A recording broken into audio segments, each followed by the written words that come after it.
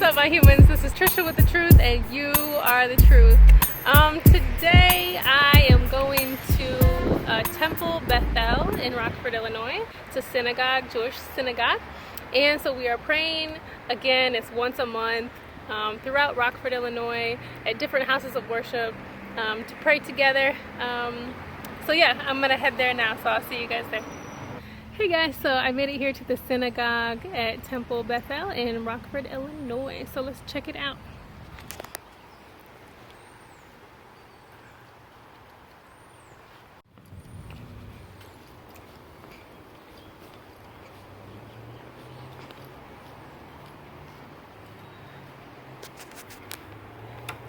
We're over to the right here. Okay. Yeah, welcome. Thank you.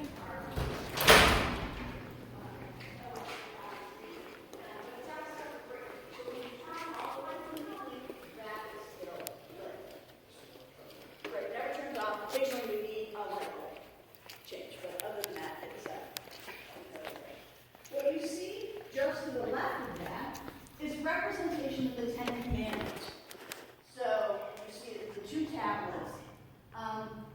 What's written on the Ten Commandments is Hebrew letters, and it's the first Hebrew letter for each of the Ten Commandments as it appears in the book of Exodus. So the one on the right are the first 5 commandments, because Hebrew reads right to left.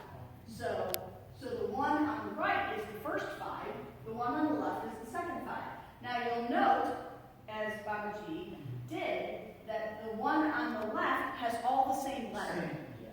That's because the last 5 commandments are all the do not murder, don't steal, don't commit adultery, don't covet, don't bear false witness.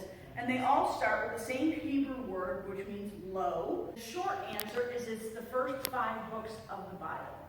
So it's Genesis, Exodus, Leviticus, Numbers, Deuteronomy. We might refer to them by their Hebrew names. But in any case, it's the first 5 books. And for us, that forms the heart of Jewish teaching.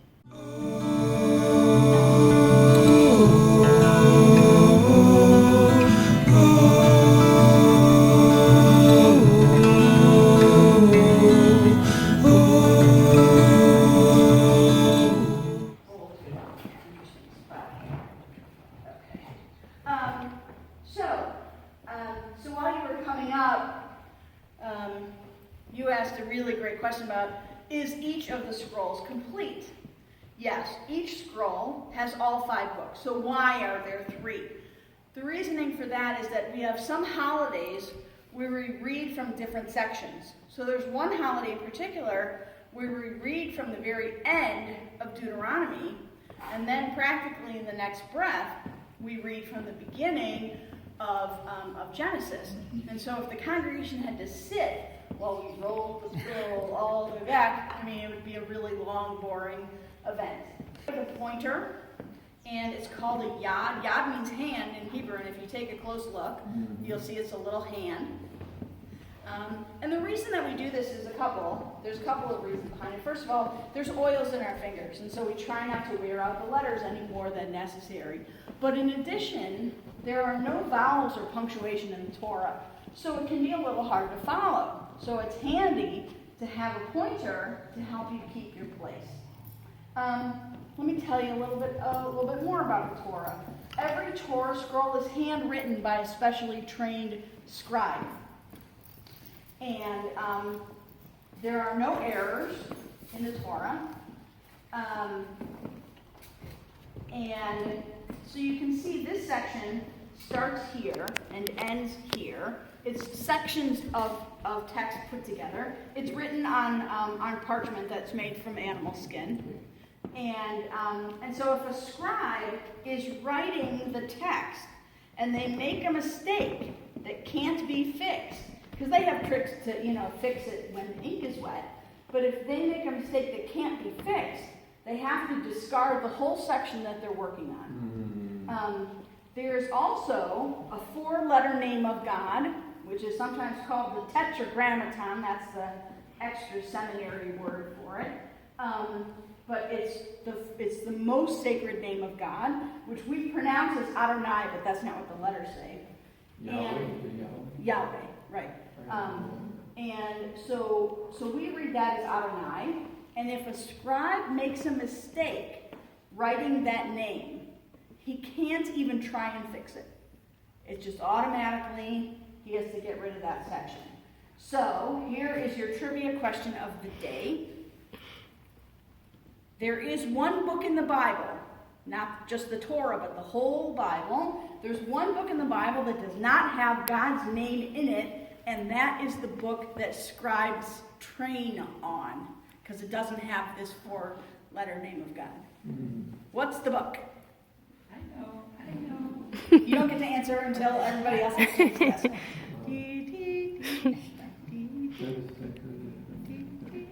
Is it one of the Apocrypha? It's not in the Apocrypha. Okay. It would be in what you would consider to be the Old Testament. Mm-hmm. Any guesses?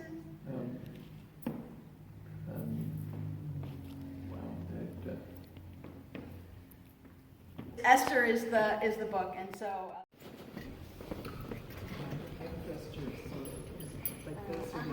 Yeah, just except it's upside down.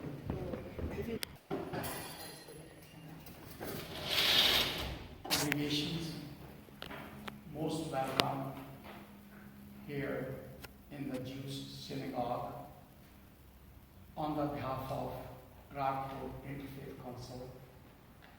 And I'm thankful to you, the Phyllis, the president of the council, and Rabbi Bina Goldie. The purpose, I seen a lot of things are similar here because almost all region of the world, the basic, their themes, they're similar. Believe in God. Don't do anything wrong with anybody. Stay on truth. Help the needy peoples. Same in my religion too. Something I seen here is similar. The one thing is very important, which is famous for the Jewish community, the religious tolerance. The Jewish community, they was crucified 6 million people.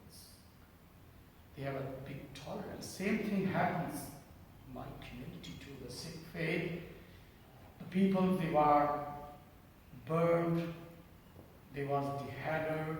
Our prophets, they never leave, they never have religious tolerance. They stayed on the religious tolerance. The Sikh prayer, which every day we do in front of our holy book, holy Bible, our holy Sikh scripture, everything, all prayer is belonging to the religious tolerance. The main theme of the Rockford Interfaith Council, or Interfaith, is just to spread the message of the religious tolerance in the world. What's that? Stay in your religion, love your religion, whatever is your religion, but don't disrespect the faith and the feelings of the others. Because all prophets, doesn't matter which religion, who's the name of the prophet, they are the messenger of God. That's the key. A lot of things I see here, similar in Jesus. So hey, we just finished looking at the sanctuary and the Torah, and I just ran into my old high school religion teacher, Mr. Mo. By the way, it's now Dr. Mo. I have a doctorate. Oh, so. Dr. Mo, Yeah, excuse me.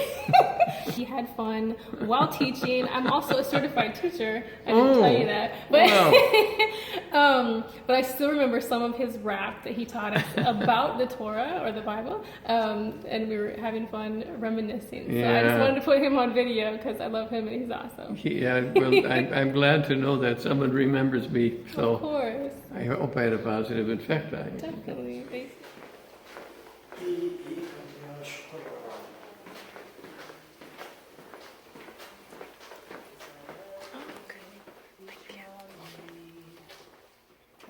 Come on in. I was just doing the song for Thursday. Okay. Do you mind if I film? Oh, not at all. Okay, thank you.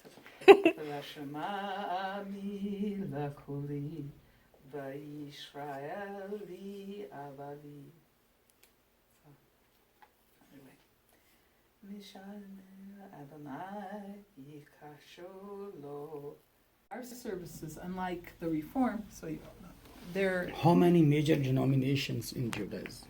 the Major. major ones. I would say there are 3 really major ones, 3. and then 2 that are strong and growing. And then there's the even though it's translated, we do our entire service in Hebrew. This is translated in English. That's translated into English, but we chant and we do everything in Hebrew here. In the only thing we don't do in Hebrew is the Devar Torah, and that's the sermon. The Torah is like a religious book, holy book, Right, like Bible. right, and it's the first 5 books of the Bible, the Pentateuch, which somebody asked about, and so those are where we take all our readings from. Prophets, and there again we do them in Hebrew, and so you start out the blessed Baruch atah Adonai. And so different congregations may have different tunes, but some of them are the same. All the chanting of the Torah and the Haftorah have their own chant, their own tunes. So, and then like the one that I forgot about, Esther. Esther and Ruth both have their own tunes too. We have the Devar, which is in English, but that's about the only thing that is. And now, again, all our things are well over 100 years old. Oh. And so I'm not going to bring them out because you These saw are those. 3 or 4? We have 4.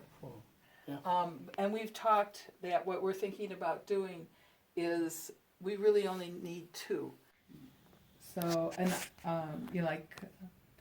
so you could see it's so that the 10 Commandments are usually in every synagogue and temple, and in the Reform, you notice they were facing west. Synagogues and temples are supposed to face east. Okay. And most synagogues, there's some that don't. Hey guys, so we just finished kind of touring the place. It's interesting that they put like the Reform Jewish with the conservative Jewish, but yeah, it sounds very complex. But that that there are different denominations, but that they're together. So that's awesome. So I think I'm gonna sign out. It was a great time as always. Learned a lot of new stuff. So I love you, my humans. Bring people together and keep it truthful.